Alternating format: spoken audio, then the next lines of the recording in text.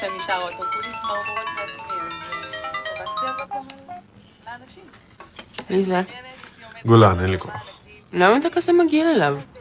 לא הכי חמוד אליך ברב, ראיתי אתכם. מה זה קשור? אין לי כוח. הוא יודע את זה? לא. אז תגיד לו. הוא יבין לבד. למה אתה כזה חלאה? למה אין לך אומץ להגיד לו? מה, הוא יחתוך את הוורידים? גברים הם כאלה חיות מטומטמות. לא ג'ודית בטלר עכשיו, פליז. יש חצי גמר היום, תתרכזי בו. עזבי עכשיו הרצאות. אני באמת לא מבינה למה גברים אחרי כל המהפכות נשארו כאלה נכים רגשית.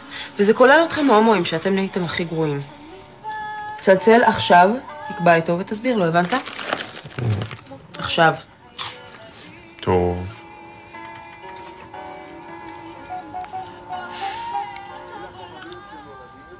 היי, מותק.